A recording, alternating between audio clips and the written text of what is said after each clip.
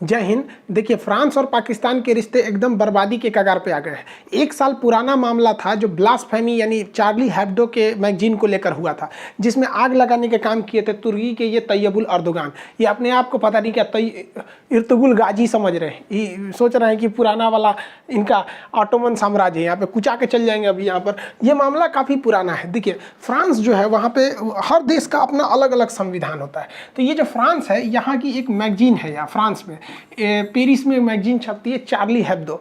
तो इस मैगजीन के कुछ विवादित कार्टून को लेकर ये अरब जगत के जितने मुस्लिम कंट्री थे उन्होंने फ्रांस का विरोध करना चालू कर दिया था। तो उस समय तक कुछ हद तक विरोध चला था, बाद में वो विरोध शांत हो गया, लेकिन पाकिस्तान अभी भी विरोध कर रहा है। यहाँ पे कुछ पार्टियां हैं पाकिस्तान की जो कर रही है। देखिए, चार्ली हेब्दो जो मैगजीन है ये ब्लास्फेमी पे ज़्यादा कार्टून बनाती है। ब्लास्फेमी मतलब होता है ना कि किसी धार्मिक चीज़ को लेकर आप मतलब हास्यास्पद कर सकते हैं। तो ये फ्रांस में लीगल है, हर जगह लीगल नहीं है, तो ये जानबूझ के बनाते हैं सब।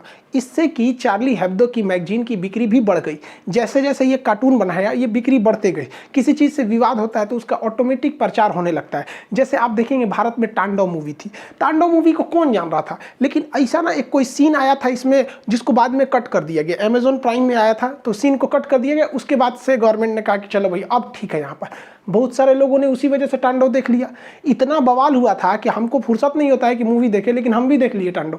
पूरी भारत की राजनीति का पोल खोल के रख दिया इस मूवी में। लेकिन एक सीन गड़बड़ था कि नहीं था, इस ससुरे सब जानबूझ के ऐसा कर देता है सब कि मेरी मूवी का क्या हो सके, प्रचार हो सके। वैसे ही चार्ली हेब्दो करता है।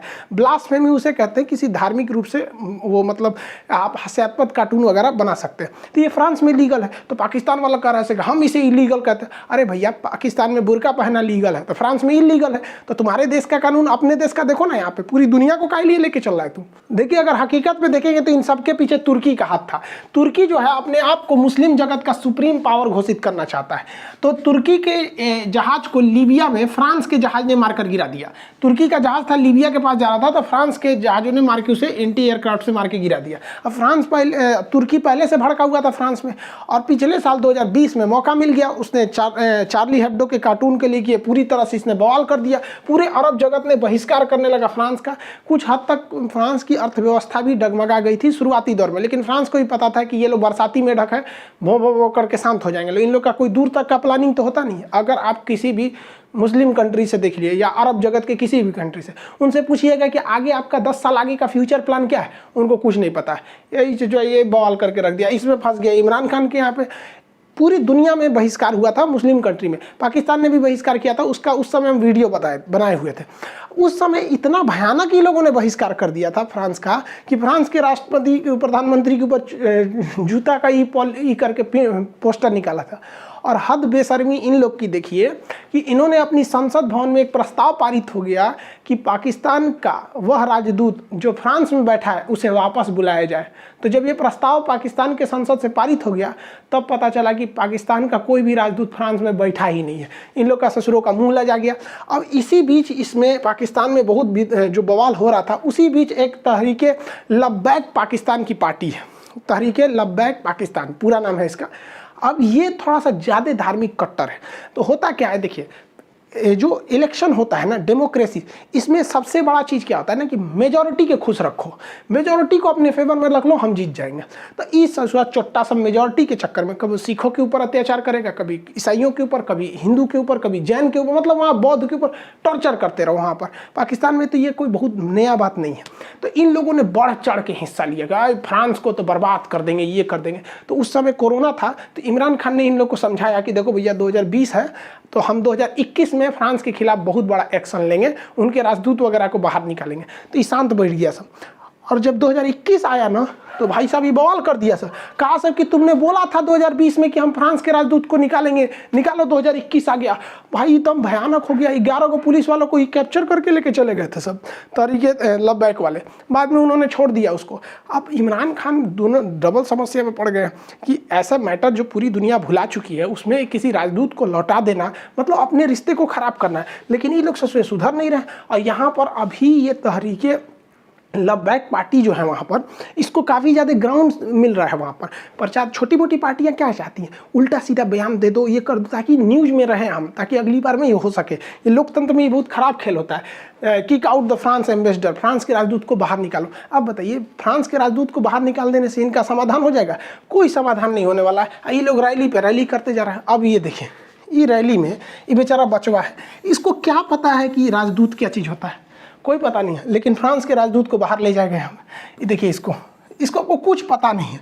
बाबू लोग, तुम लोग पढ़ लो, अब्बा के कहने पे मत आओ। अब्बा तो पंचर साटिए रहे हैं, ऐसे ही तुम लोग भी करेगा ना तो बड़ा होकर तुम लोग भी पंचर साटेगा लो। तो पंचर मत साटो, वरना तुमको तो पता ही है, नहीं तो कुछ नहीं होगा तो चौराहा बैठ के मीट काटेगा तुम, बकलोल कहीं का। बताइए, ये उम्र है बच्चों को यहाँ पे ले आने का। बैनर से छोटा ही बेचारा ये है, क्या कीजिएगा। 18-19 को पैदा होने से तो कोने काम आएगा से, कोनो बर्तन धोएगा, कोनो बकरी काटेगा, कोनो पंचर साट।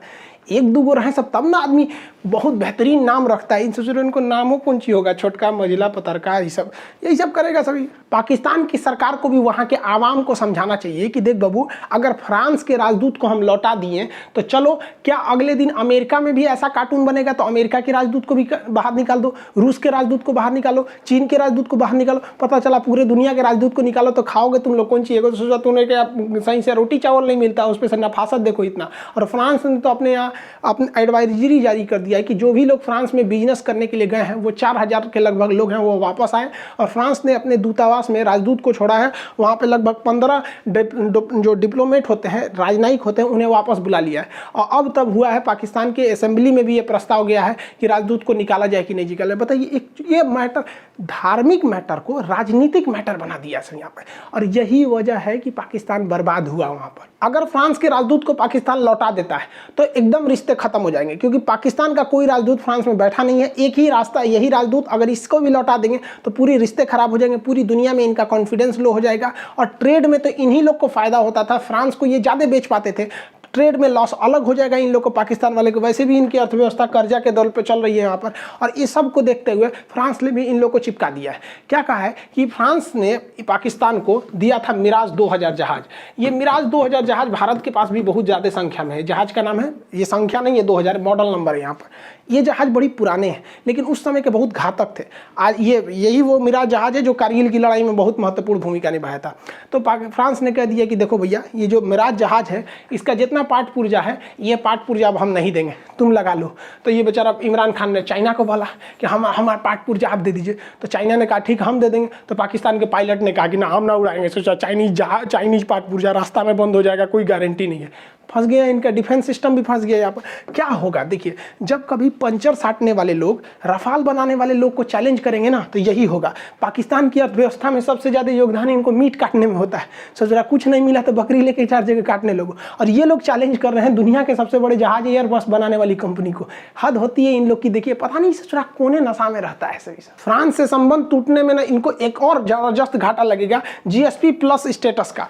इस स्टेटस को रखने वाले देशों को यूरोपीय यूनियन में आराम से व्यापार करने के लिए सामान बेचने की छूट होती है। और अगर फ्रांस से रिश्ते टूटे तो ये लोग अपना सामान भी यूरोपीय यूनियन में नहीं बेच पाएंगे। और यूरोपीय यूनियन में नहीं बेच पाने के बाद और भी इन्हें घाटा लगेगा, क्योंकि ये हर जगह से कर्जा लेके बैठे हैं। सऊदी अरब से लिए हैं, UAE से लिए हैं, चाइना से लिए हैं, वर्ल्ड बैंक से लिए हैं। देखिए, वर्ल्ड बैंक जो होता है, international bank for reconstruction and development इसका पूरा नाम होता है। तो वर्ल्ड बैंक जो होता है, वर्ल्ड बैंक कभी भी आपको लॉन्ग टाइम के लिए कर्जा देता है, शॉर्ट टाइम के लिए नहीं। ये क्वेश्चन पूछेगा आप लोग से, तो याद रखिएगा यहाँ पे कि ये हमेशा लॉन्ग टर्म का कर्जा देता है, 15 साल, 20 साल, 30 साल के लिए। और ये किसी न किसी डेवलपमेंट के लिए देता है वर्ल्ड बैंक।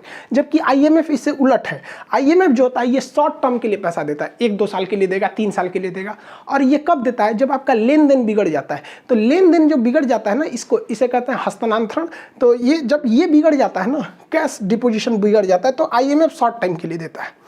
अब बताइए, किसी ने इससे भी कर्जा ले रखा है, इससे भी ले रखा है, अब कहाँ जाएगा? तो 3rd नंबर पे इन लोगों ने कर्जा लिखा है पेरिस क्लब से। अब सोचिए, जिस कंपनी का नाम तक नहीं सुने हैं आप लोग, वहाँ से ही ससुरा कर्जा लेके बैठा है सब, पहुँचा हुआ फकीर है सब यहाँ पर। और अगर फ्रांस से रिश्ता बिगड़ा ना, तो ये पेरिस क्लब वाला अपना $11 बिलियन का इनसे कर्जा वापस मांगेंगे सब।